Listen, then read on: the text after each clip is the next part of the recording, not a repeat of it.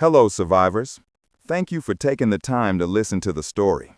If you haven't already done so, please subscribe to our channel. Your support truly keeps this community alive. In a world where hope is a faint pulse beneath layers of ruin, 4 souls carried the scars of survival, their immunity a curse that set them apart. They were the damned ones, feared yet vital, sent into the heart of a dead city to retrieve a flicker of salvation.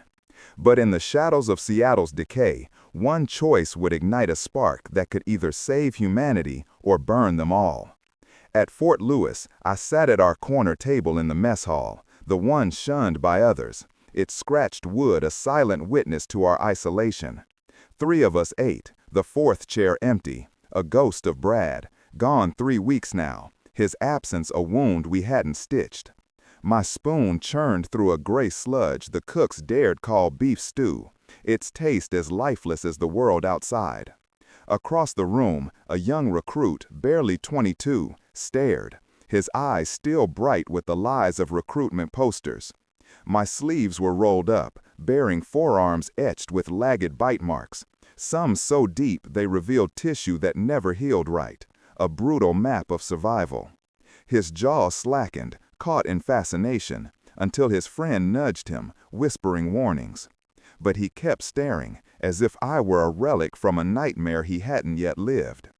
"Got a question, Private?" I called, my voice cutting through the morning clatter. He flinched, but before he could answer, his sergeant materialized, yanking his collar. "Eyes front, soldier. Don't stare at the damned ones."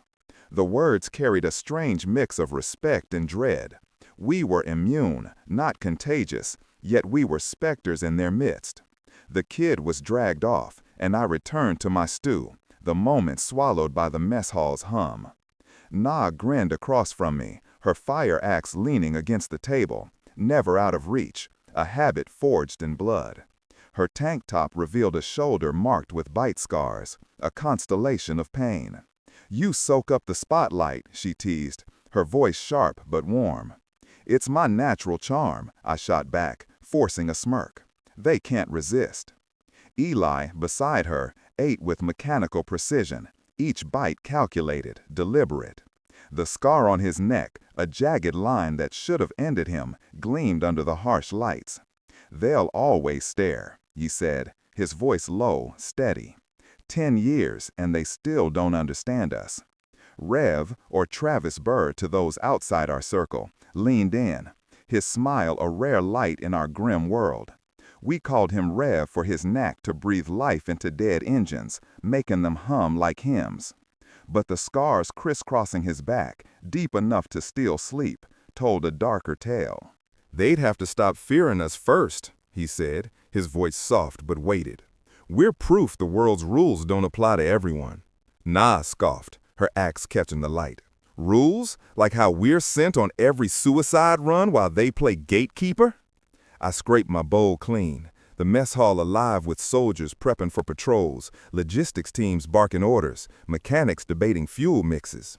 A fragile routine holding Fort Lewis together while the world beyond rotted. "Think they'll send us out again soon?" Rev asked, his tone cautious. "Guaranteed," Eli replied, his certainty like stone. The intercom crackled, slicing through the noise. "Maples, Greenberry, Boyer, briefing room 3, now." The room froze for 2 heartbeats, eyes flicking our way before darting off, conversations resuming in hushed tones. "Immediately," Rev muttered, standing. "That's never a good sign." We gathered our gear, movement sharp from years of instinct. My machete, 18 inches of carbon steel with a paracord grip I'd crafted in Boise before the collapse, hung at my hip, a trusted companion. Na hefted her fire axe, its edge a promise of survival. Eli adjusted his katana, salvaged from the Seattle Art Museum in the chaos of year 1, its blade a silent vow. Rev checked his Milwaukee chainsaw, slung across his pack, its battery charged but silent. Its roar was a last resort, too loud for anything but desperation.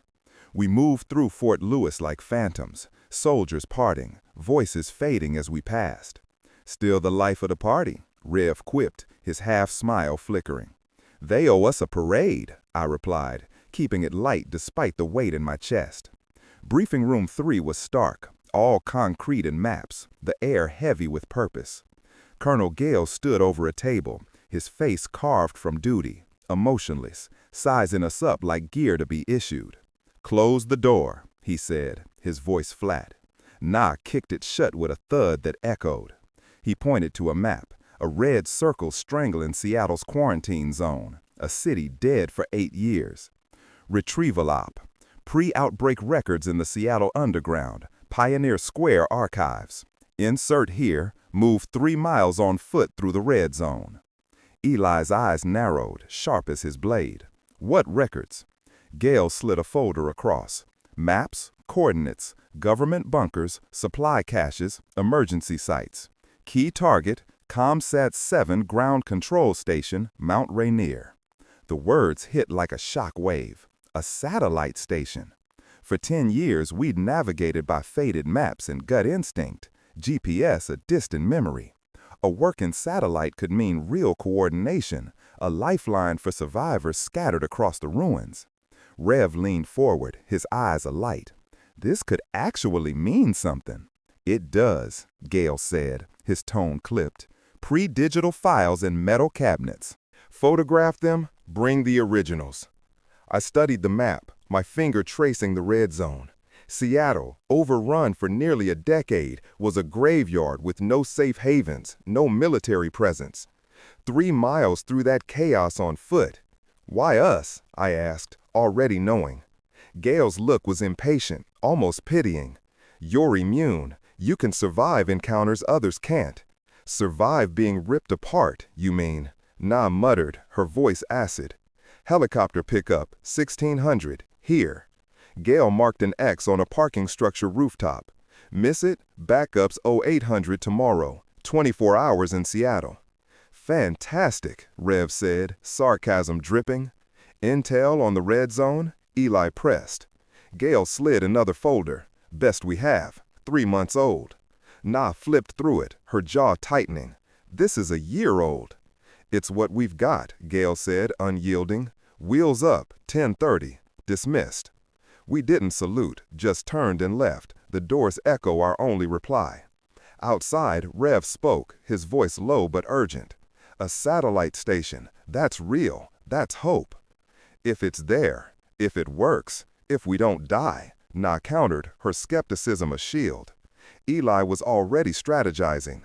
"The underground's a labyrinth, 1890 streets buried under the city. If infected are hiding there, we're walking into a nest."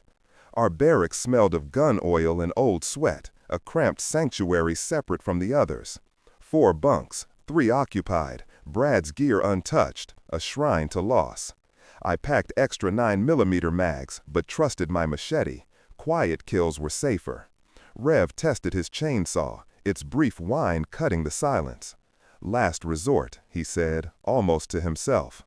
"Always," Nah replied, her axe's edge gleaming under the whetstone's rhythmic scrape. Eli polished his katana, checking for imperfections, his focus absolute. "Assume the underground's crawling," I said. "Infected love dark, enclosed spaces. Move quiet, move fast, fight only if we must." "Story of our lives," Rev said, slinging his pack.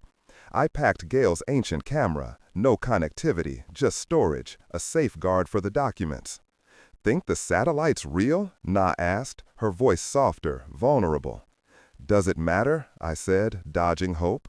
"We get in, get the intel, get out." "It matters to me," she said, her words heavy. "If it's real, it's more than just surviving." Her hope stung, a rare crack in our armor. "Then we make it count," I said, meeting her gaze. At 10:25, we hit the airfield, the Black Hawk's rotors churning dust into a gritty haze.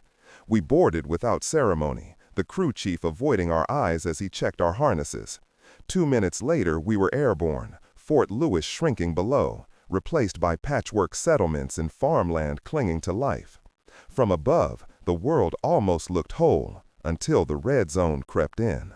Abandoned farms gave way to overgrown roads, then burned out husks of buildings, highways choked with rusted cars, life erased. 5 minutes to drop, the pilot's voice crackled. Seattle's skyline emerged, the Space Needle defiant amid shattered towers. "No downtown landing," the pilot said. "Too many nests." He banked toward a park on the outskirts, dropping us fast, barely touching down before waving us out. "Extraction at 1600, coordinates on your map. Don't be late." The Black Hawk vanished, leaving a silence so heavy it pressed against my chest. We stood in a municipal park, swings hanging by rusted chains, blackberries and ivy strangling the ground. 3 miles, Rev said, checking his hand-drawn map, cobbled from old tourist guides. No GPS meant navigating by landmarks and instinct. I oriented my map north. Northeast along Aurora to downtown, then east to Pioneer Square. Avoid main roads. Na gripped her axe. "Let's move before the chopper noise draws them." Seattle had died in slow agony. The military held it a year, then broke. By year 3, survivors fled. By 5, it was a tomb with teeth. We crept through neighborhoods, houses gutted, doors swinging, yards wild. Cars sat lifeless, tires flat, paint faded to nothing. My hand rested on my machete, eyes scanning. Sometimes infected stood frozen, waiting for a spark. "Clear," Eli whispered, leading. We crossed a broken fence into a backyard, a swing set rusted solid. Aurora Avenue was worse, a river of abandoned cars. We moved between them, shadows among steel. "Movement," Na hissed. 30 yards out, an infected in a tattered suit shambled, its gait broken, joints wrong. I signaled to hold. It passed, drawn elsewhere, vanishing behind a truck. We slipped through a strip mall, stores looted, glass crunching underfoot. A rotting stench hit us. 2 infected fed on a deer carcass by a grocery store entrance, oblivious. We backed up, using a bus for cover, and moved on. Downtown loomed, skyscrapers like jagged bones, streets choked with debris. We moved in formation, Eli leading, Nye and Rev on flanks, me at rear, pausing every 20 yards to listen. "Hold," Eli whispered, pressing against a building. 3rd Avenue stretched ahead, a graveyard of vehicles, some holding dried corpses. A flicker in a second-floor window caught my eye. An infected in a security uniform, head tilting wrong, staring down. "He's tracking something," Rev whispered. "Not us," Eli said, downwind. The figure vanished. "Move," I said. We crossed 3rd in a low sprint, cars shielding us. Pioneer Square's overgrown park appeared, trees wild, grass waist-high. "Underground entrance, south side," Rev said, checking his map. We crossed, weapons ready, finding a steel door hidden by ivy, a faded sign reading "Seattle Underground Tour." Rev cut the padlock, the door shrieking open, a sound that clawed at my nerves. Darkness swallowed the stairs beyond. "Flashlights," Eli said. Our beams revealed stone walls, wooden steps. "Stay close, quiet," I said. The air turned cold, damp, reeking of mold and something fouler. The stairs led to a brick corridor, passages branching like veins. "Archive room, northeast, 200 yards," Rev said. We moved, boots squelching, lights catching 1890 storefronts, barber chairs, saloon bottles, all rotting in time's grip. After 10 minutes, we found a metal door, archive storage. It was unlocked. I pushed it open, hinges groaning, a sound that echoed like a warning. Inside, metal cabinets stood untouched, dust thick, boxes on shelves. "Search," I said. Rev rifled drawers, Na guarded the door, axe ready, Eli checked shelves. In the 3rd cabinet, I found folders, Department of Defense, Pacific Northwest installations, maps, coordinates, bunkers, and ComSat 7, 40 miles southeast of Mount Rainier. "Got it," I whispered, snapping photos. Rev packed originals. "How long?" Na asked. 2 minutes, I said. Then it came, a distant shuffle, growing louder, a chorus of scrapes. "Movement," Na whispered. "Almost done," I said, clicking faster. Eli joined her, katana drawn. Multiple contacts. I finished, packed the camera. "Done. Move." The corridor silence was gone, replaced by rasping moans. My flashlight swept left. Hundreds of infected filled the passage, gray, ragged, motionless, a dormant nest. "Don't move," Eli breathed. The right passage was the same, thousands packed tight, eyes white, heads tilted wrong. Rev's boot scraped stone, a faint sound that exploded in the silence. An infected's head snapped up, its moan echoing, waking the horde. Hundreds of eyes turned, moans rising like a tidal wave. "Run!" I shouted. We fled deeper into the maze, flashlights dancing, the roar of moans chasing us. Eli turned right, passages narrowing. Na's axe scraped walls, Rev's chainsaw banged. My chest burned, the backpack heavy with hope. Stairs appeared, wooden, rotting. We climbed, boards cracking. I caught a railing as one gave way. At the top, a wooden door. I slammed it open into a concrete basement, tools rusted on shelves. "Block it," Eli yelled. We piled crates and shelves against it as infected slammed the wood, shaking our barricade. "Won't hold," Rev gasped. We found stairs to a retail space, empty racks, dust thick. Through boarded windows, Pioneer Square teemed with hundreds of infected, drawn by our noise. My watch read 15:10. "Radio," I said. "Command, Team Maples, we have the package, moving to extraction." "Copy, 1600. Don't be late. 50 minutes, 6 blocks. Street level, buildings, alleys," I said. "Avoid open streets." We slipped out a back door into a narrow alley, dumpsters reeking. 2 infected stood unaware. My machete and Eli's katana dropped them silently. We moved north, but the next street was packed with cars and 20 infected. "Too many," Na whispered. We backtracked into an office, cubicles moldy, windows leaking. Rev knocked over a mug, the crack deafening. Footsteps followed, a dragging limp. An infected in a ruined suit emerged, moaning. More answered. We ran, bursting onto 3rd Avenue, a nightmare of hundreds of infected. "Split up," I shouted. Na and Eli went left, ducking into a building. Rev and I sprinted right, moans chasing us. We dove into a parking garage, cars hiding us, infected flooding in. We climbed stairs to the 3rd level, moans echoing. A collapsed bridge left an 8-foot gap to another building. "Jump," I said. Rev leaped, rolled. I followed, slamming the ledge, Rev pulling me up as infected fell below. In the new building, rotted floors creaked. "Eli, Na, you copy?" I radioed. "Pinned 2 blocks east, restaurant," Eli said. "Too many outside." "We'll draw them," I said. "Make noise." "That's suicide," Eli replied. "It's all we've got." Rev gripped his chainsaw. Last resort. At a window, we saw infected swarming Na and Eli's building. "On 3, I said. Rev started the chainsaw, its roar shattering the silence. Infected surged toward us. We ran, exiting into an alley, the horde following. "We're moving," Eli radioed. Rev and I sprinted, chainsaw screaming, drawing every infected north. We fought through a group, Rev's chainsaw carving flesh until it died. He drew his knife. 1 block left, 50 infected ahead. We charged, my machete slashing, Rev's knife striking. We dove into the parking structure, running ramps as infected poured in. On the top level, Na and Eli fought a dozen infected. We joined, clearing them. 3 minutes to 1600. Rotors sounded, the Black Hawk hovered, but infected swarmed, preventing a landing. A rope ladder dropped. "Climb," the crew chief yelled. We fought to the ladder. Rev slipped, his ankle snapping. "Rev," I shouted. He collapsed, pain twisting his face. "I can't walk," he gasped. "Go." We moved together, I said. Infected closed in, Eli and Na guarding us.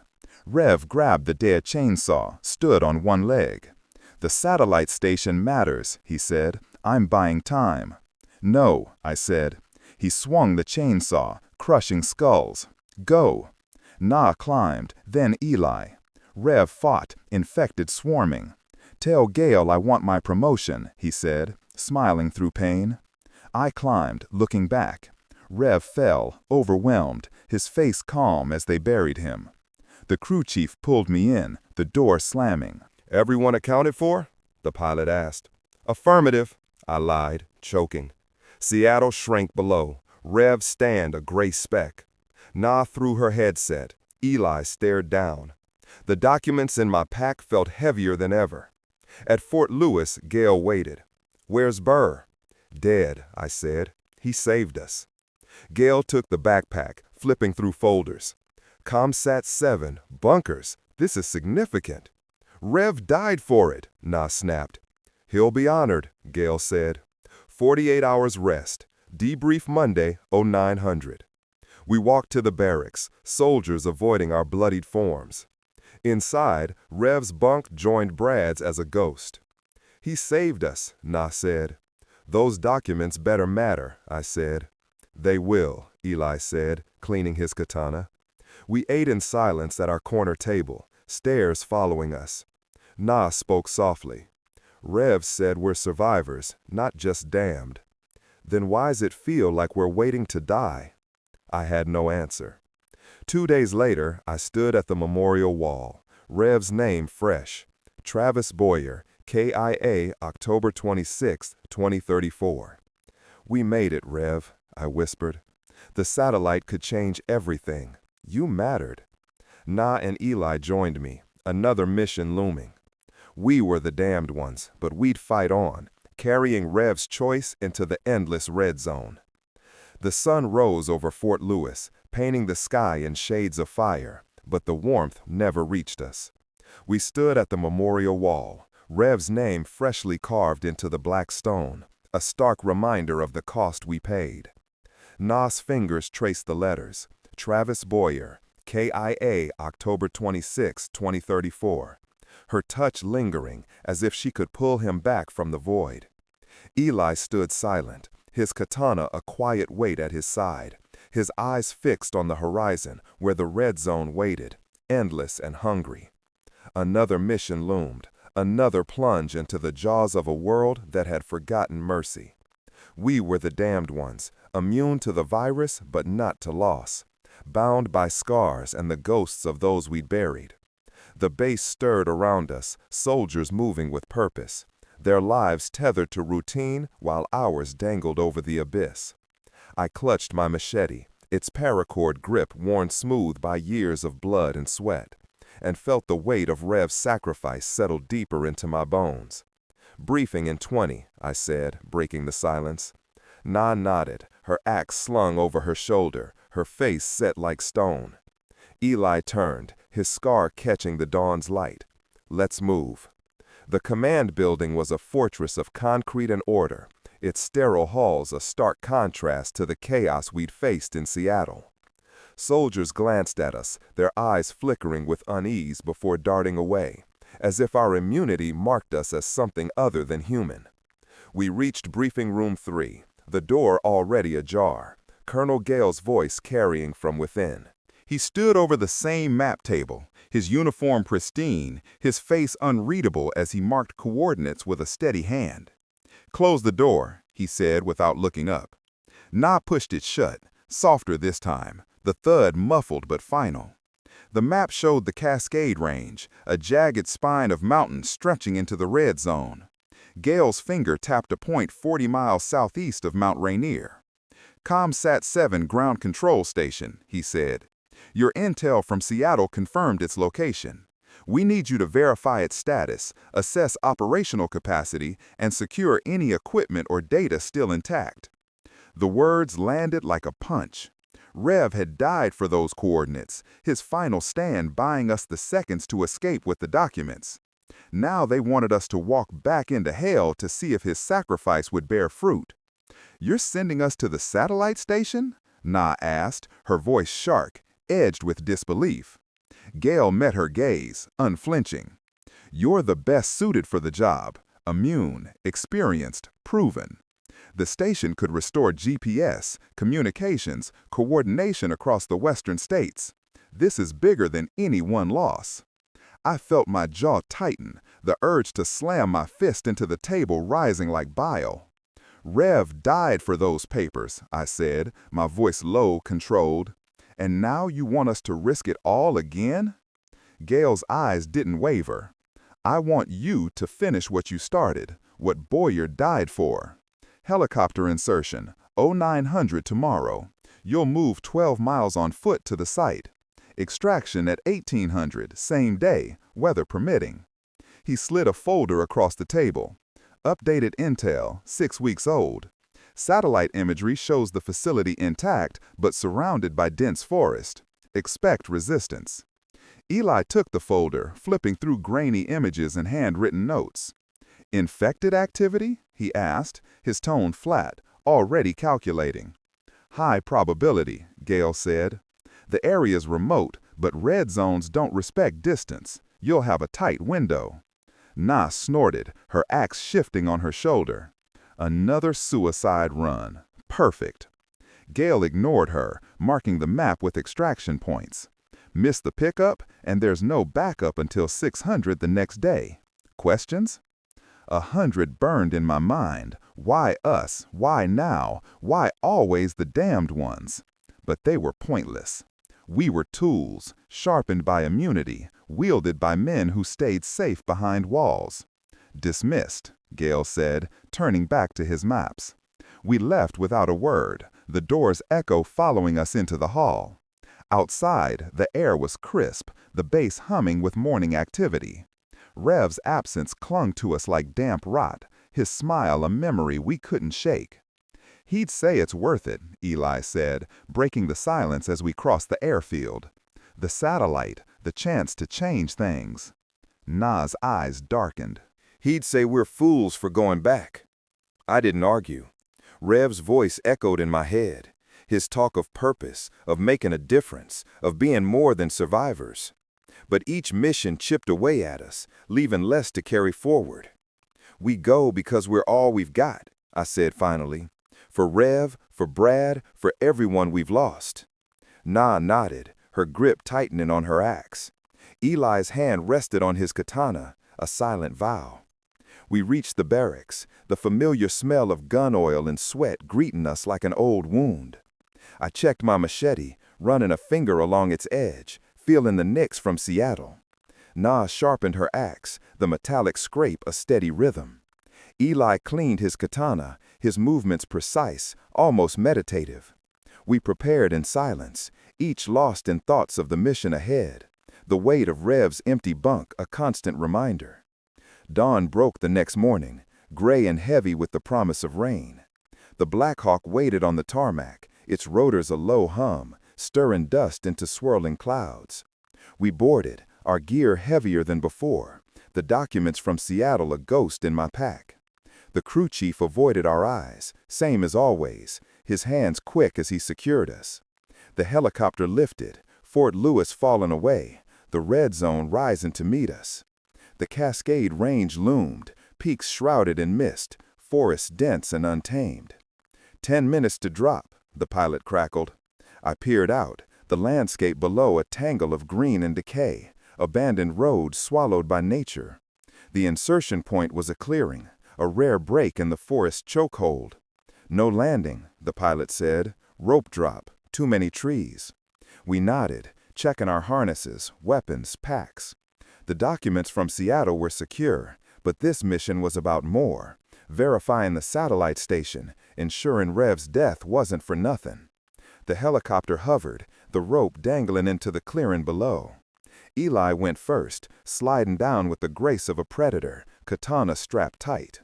Na followed, her axe a dark silhouette against the dawn. I went last, the rope burning my palms, the ground rushing up to meet me.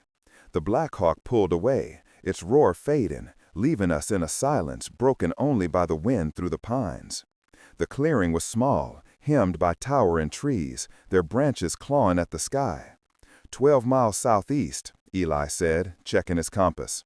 His hand-drawn map, updated with Gale's intel, was our only guide. Stay off open paths, forest covers our friend.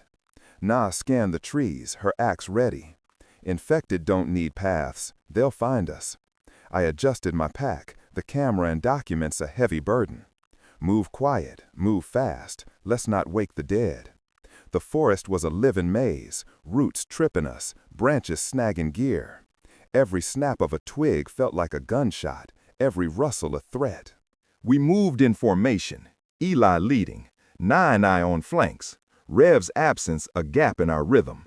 The air was thick with the scent of pine and rot, the ground soft with decades of fallen needles. 2 miles in, Eli froze, raising a fist. We dropped low, listening.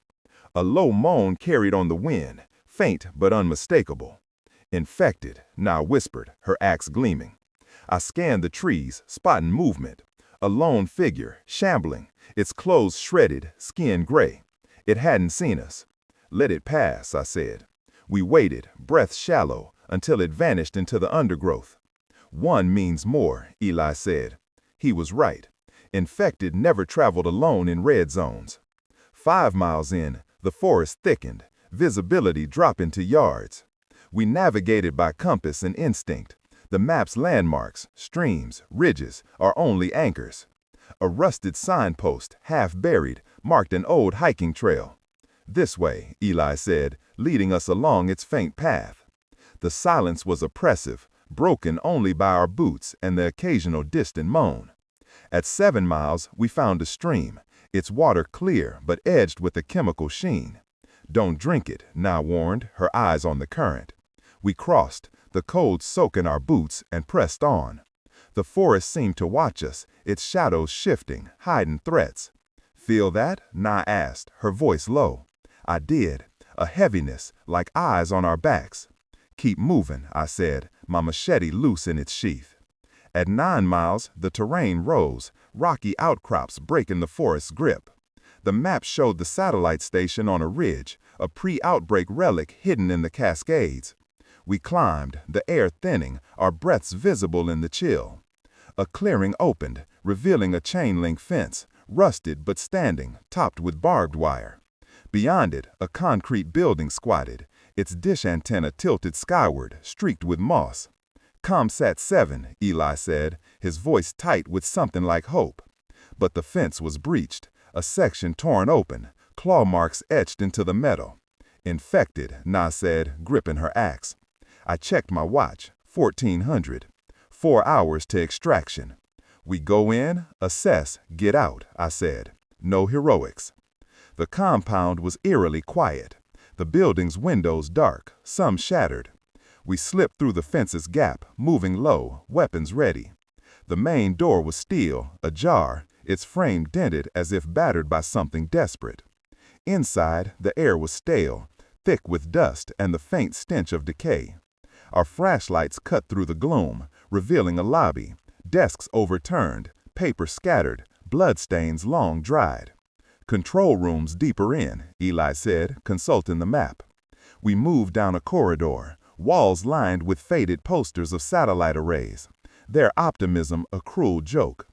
A low scrape echoed ahead, stopping us cold. Not alone, Na whispered. I nodded, machete ready, heart pounding. The sound grew, shuffling, rasping, the unmistakable cadence of infected. We pressed against the wall, flashlights dimmed. The corridor split, one path to the control room, another to unknown depths. The shuffling came from the ladder, growing louder, closer. Control room, now, I whispered. We moved, silent as shadows, reaching a heavy door labeled Operations. It was locked. Eli pulled a pry bar from his pack, wedging it into the frame. The door groaned open, revealing a room of consoles, screens dark, a massive window overlooking the dish outside. But the air was wrong, thick, heavy, like a grave. Search fast, I said, pulling the camera. Eli checked consoles, Na guarded the door. I photographed schematics pinned to a board, system layouts, access codes, maintenance logs.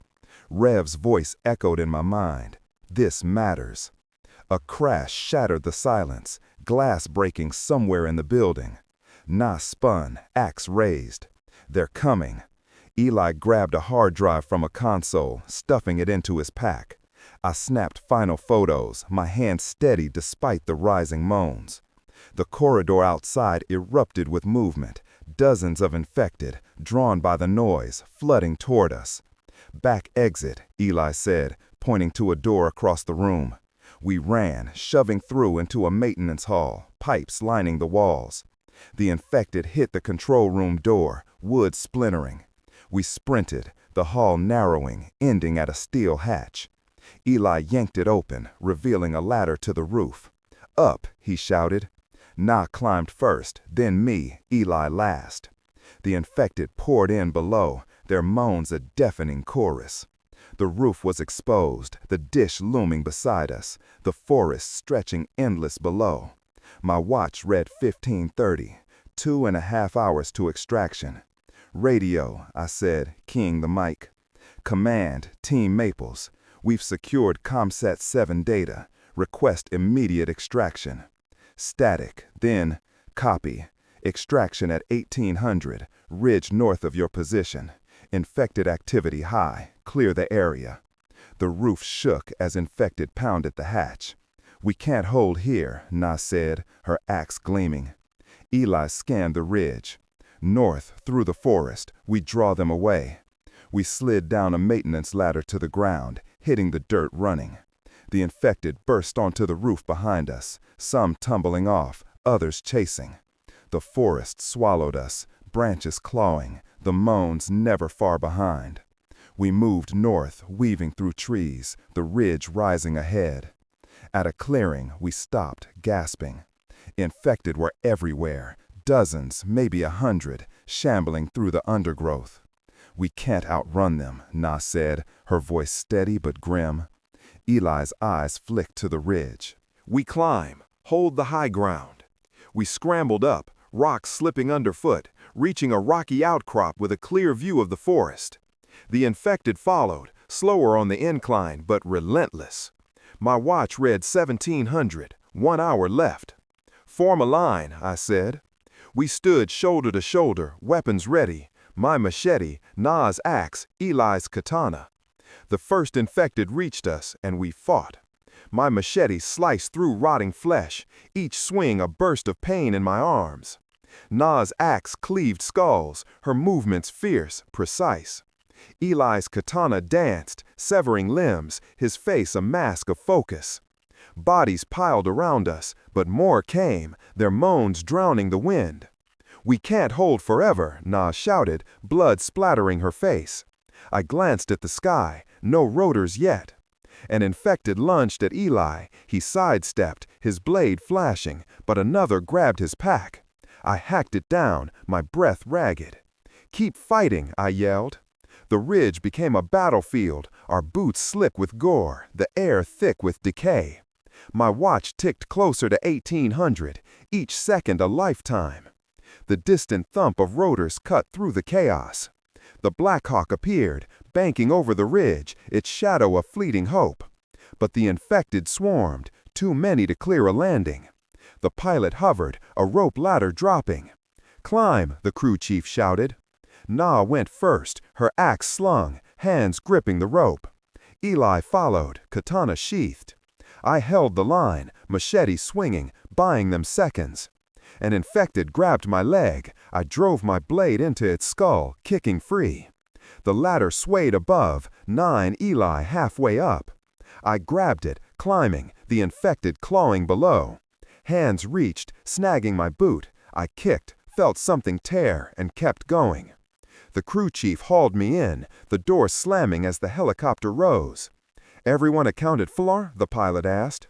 "Affirmative," I gasped, collapsing against the wall. Na and Eli sat across, bloodied, silent, their eyes hollow. The forest shrank below, the satellite station a gray speck amid green. We'd done it, secured the data, verified the station, but the cost lingered, Rev's ghost heavy in the air. Back at Fort Lewis, Gale waited on the tarmac, his face unreadable.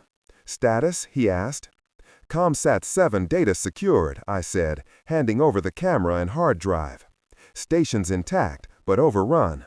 He nodded, flipping through photos. This could change everything. Good work. Na's eyes burned. At what cost? Gale met her gaze. Every cost matters.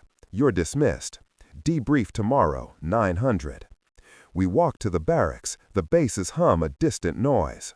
Inside, Rev's bunk remained empty, a void beside Brad's. I cleaned my machete, the blade nicked but unbroken, like us. Na sat on her bunk, staring at nothing, her axe across her lap. Eli polished his katana, his silence louder than words.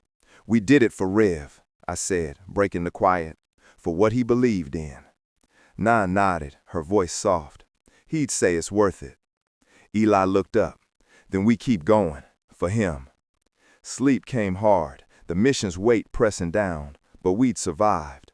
The damned ones always did, carrying scars and ghosts into the next fight. The barracks were a tomb of silence, the air heavy with the ghosts of Rev and Brad, their empty bunks staring back like open wounds. I sat on the edge of my cot, my machete across my knees, its blade catching the dim light as I worked out the nicks from the Cascades mission. Na leaned against the wall, her fire axe propped beside her, her eyes distant, lost in the memory of Rev's final stand. Eli sat cross-legged, his katana resting on a cloth, his fingers tracing its edge with a reverence that felt like prayer. Fort Lewis hummed outside, a fragile pulse of order in a world that had none. But inside, we were adrift, tethered only by the promise of another mission, another chance to prove Rev's sacrifice wasn't in vain. The satellite station data weighed heavy in my pack, a fragile hope that could stitch together the scattered remnants of humanity, or break us further. "Briefing tomorrow," I said, my voice rough, barely breaking the quiet. Na nodded, her jaw tight. "Another dance with death." Eli's eyes flicked up, sharp and steady. "It's what we do." And so it was, the life of the damned ones, immune to the virus, but not to the cost of survival. Morning broke, gray and unyielding, the sky a bruise over Fort Lewis. We walked to the command building, our boots heavy on the gravel, soldiers parting around us like water around stone. Their whispers followed, their eyes avoiding ours, as if our immunity marked us as something to fear, something less than human. Briefing room 3 was colder than before, the concrete walls closing in as Colonel Gale stood over the map table, his face carved from granite. "Close the door," he said, his voice a blade. Eli pushed it shut, the sound final. The map now showed a broader swath of the Pacific Northwest, red zones bleeding across state lines. But Gale's finger rested on a single point, an underground bunker, 60 miles north of ComSat 7, buried deep in the Cascades. "Your intel from the satellite station gave us this," he said, "a pre-outbreak military cache, potentially holding communication relays, weapons, and medical supplies. If it's intact, it could link survivor outposts across 3 states." The words hung heavy, a lifeline threaded through Rev's death, through the blood we'd spilled in Seattle and the Cascades. "You're sending us again," Na said, not a question, her voice laced with defiance. Gale's eyes met hers, unyielding. "You're the only ones who can, immune, battle-tested, and you know the terrain. Insertion at 0700 tomorrow, helicopter drop to a valley 10 miles from the target. You'll hike in, secure the bunker, and signal for extraction by 1700. He slid a folder across, fresh satellite images, topo maps, and a single page of intel, barely a month old. The bunker's entrance is hidden, likely sealed. Expect heavy infected presence. The forest dense, and there's reports of rogue survivor groups, hostile, armed. I took the folder, my hand steady despite the churn in my gut. "And if the bunker's a bust?" I asked. Gale's face didn't shift. "Then you've confirmed it. Either way, you're out by 1700. Missed a window, no backup until dawn." Eli's voice was low, precise.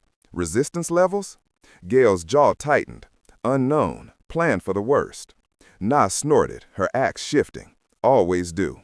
We left the briefing room, the weight of the mission settling like ash. Outside, the base was alive with movement. Trucks rolling, soldiers drilling, the hum of generators a constant drone. But Rev's absence was a shadow, his voice echoing in my mind. "This matters."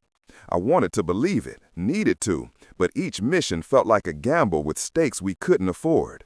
He'd be with us, Na said, her voice soft as we reached the barracks. Ref be joking about that promotion. Eli's scar gleamed as he turned. He'd say we finish it, for him, for everyone. I nodded, checking my machete's edge. Then we do. We spent the evening prepping, sharpening blades, checking packs, loading mags.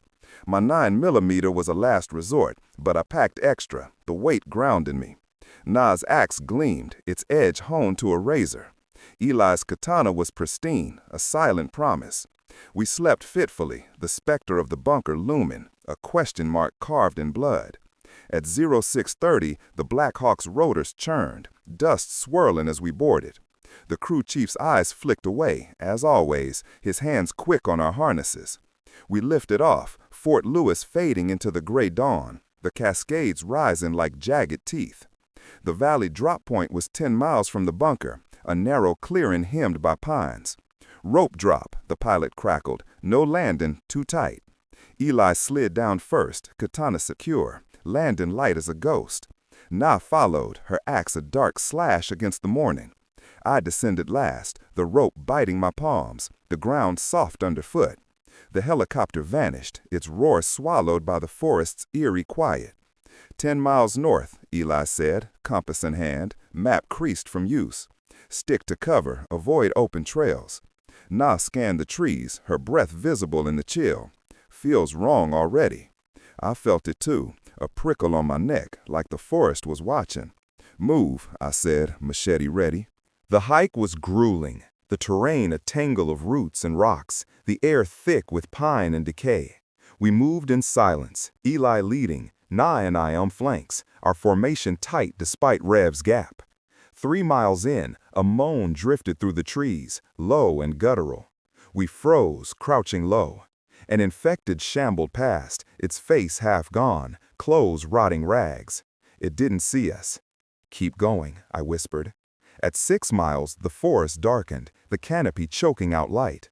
A rusted sign marked a pre-outbreak trail, barely visible. Eli adjusted course, his map guiding us toward a ridge. The air grew heavier, the moans more frequent, never close, but never far. They're out there, Na said, her axe glinting, waiting. I nodded, my machete's weight a comfort. At 8 miles, we found a stream, its water murky, a faint chemical tang. We crossed, boots sinking, and climbed a rocky slope. The bunker's entrance was hidden, just as Gale said, a steel hatch beneath an overhang, camouflaged by moss and debris. We cleared the cover, revealing a keypad, its numbers faded but intact. Eli pulled the access codes from the Seattle documents, punching them in. The hatch hissed, grinding open, revealing a dark stairwell. Flashlights, I said, my beam cutting through the gloom. The air inside was stale, metallic, laced with something sour. We descended, the stairs echoing under our boots, leading to a concrete corridor lined with sealed doors. Main storage should be central, Eli said, checking the schematics. We moved, weapons ready, the silence oppressive. A faint scrape echoed ahead, stopping us. Infected, Na whispered, her axe raised. I nodded, heart pounding, and we crept forward. The corridor opened into a vast chamber, crates stacked high, consoles lining the walls, their screens dark. Medical kits, ammo boxes, and communication relays sat untouched, a pre-outbreak treasure trove. But the air was wrong, thick, heavy, like a trap. Search fast, I said, pulling the camera. Eli checked crates, Na guarded the entrance. I photographed labels, manifests, anything that could guide command. A low moan broke the silence, followed by another, closer now. They're here, Na said, her voice steady. The chamber's far end was shadowed, but movement flickered, gray shapes, shambling, eyes glinting in our flashlight beams. Dozens of infected, packed tight, dormant until our noise woke them. Back to the corridor, Eli hissed. We retreated, but the moans grew, a chorus of hunger echoing off concrete. The corridor was a choke point, too narrow for a stand. Up, I shouted, pointing to a ladder at the chamber's edge, leading to a maintenance shaft. Na climbed first, her axe slung, the infected surging below. I followed, Eli last, his katana flashing as he cut down an infected reaching for his leg.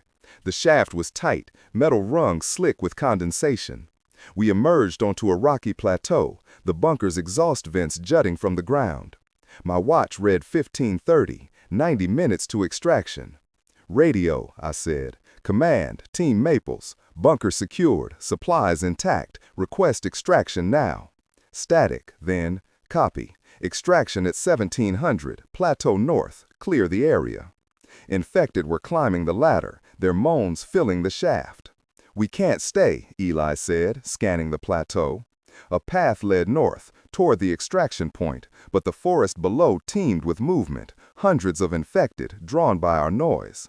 "We draw them off," I said, gripping my machete. "Lead them east, away from the pickup." Na's eyes narrowed. "Like Rev." The memory stung, but I nodded. "Like Rev." We ran east, crashing through underbrush, making noise to pull the horde. The infected followed, their moans a tidal wave. We reached a ravine, its edge crumbling, a 50-foot drop to rocks below. "Hold here," I said, forming a line. The infected came, a gray mass of hunger, their hands clawing air. My machete slashed, Na's axe cleaved, Eli's katana danced. Blood and gore painted the ground, but they kept coming. My watch read 16:50, 10 minutes left. The roar of rotors broke through, the Black Hawk banking over the plateau. "They're here," Na shouted, her axe buried in an infected skull. The pilot hovered, the rope ladder dropping, but the infected swarmed, too many to clear. "Climb," the crew chief yelled. Na grabbed the ladder, climbing fast. Eli followed, his katana sheathed, hands steady. I held the line, my machete a blur, bodies piling at my feet. An infected lunged, its teeth snapping inches from my arm. I drove my blade through its eye, kicking it into the ravine. The ladder swayed above, Na and Eli nearly aboard. I grabbed it, climbing, the horde clawing below. A hand snagged my pack. I slashed blindly, felt it tear free, and kept going. The crew chief pulled me in, the door slamming as the helicopter rose. "All accounted for?" the pilot asked. "Affirmative," I gasped, collapsing, my chest heaving. The cascades fell away, the bunker a hidden speck in the green sea. Na leaned against the wall, blood streaking her face, her eyes hollow. Eli stared out the window, his katana across his lap, silent. The supplies, the relays, the data, we'd secured it all, a lifeline for survivors, a chance to rebuild what the virus had torn apart. But Rev's ghost sat with us, his sacrifice the foundation of every step we'd taken. Back at Fort Lewis, Gale waited, his eyes scanning the camera, the hard drive, the manifests. "This is it," he said, almost to himself. "Enough to link outposts, restore comms, maybe even GPS. You've done what no one else could." Na's voice was ice. "At what cost?" Gale met her gaze. "The only one that matters, survival." We walked to the barracks, the base's hum distant, meaningless. Inside, Rev's bunk was cleared, his gear gone, like Brad's before him. I sat, my machete heavy in my hands, its blade scarred but unbroken. Na stared at the empty bunk, her axe across her knees. Eli cleaned his katana, his movement slow, deliberate. "We did it," I said, the words tasting of ash. "For Rev." Na nodded, her voice barely a whisper. "For all of them." Eli looked up, his scars stark in the dim light. "We're not just the damned ones. We're the ones who keep going." His words hung, a truth we'd earned in blood. Days passed, then weeks. The bunker's supplies reached outposts. Comms flickered to life. GPS signals sparked across the western states. Rev's sacrifice, our scars, had built something, a fragile bridge to a future we might not see. But the missions didn't stop. Gale called us again, another red zone, another impossible task. We stood at the memorial wall one last time, Rev's name joined by others, a litany of the lost. I touched the stone, my fingers tracing his name. "You were right, Rev," I whispered. "It mattered." Nye and Eli stood beside me, their weapons ready, their eyes on the horizon. The red zone waited, endless and merciless, but we were the damned ones, scarred, unbroken, carrying the weight of those we'd lost into every fight. As we walked toward the airfield, the Blackhawk's rotors already spinning, I felt the truth settle in my bones. We weren't just survivors, cursed to endure. We were the ones who chose to fight, to carve meaning from chaos, to honor the fallen by standing where they fell. Rev's smile, his final stand, burned in my mind, a beacon in the dark. The helicopter rose, the red zone rushing to meet us, and we faced it together. 3 damned ones, immune to despair, bound by the purpose that would outlive us all. Thank you for surviving with us till the end. Stay tuned, survivors. The next story begins soon.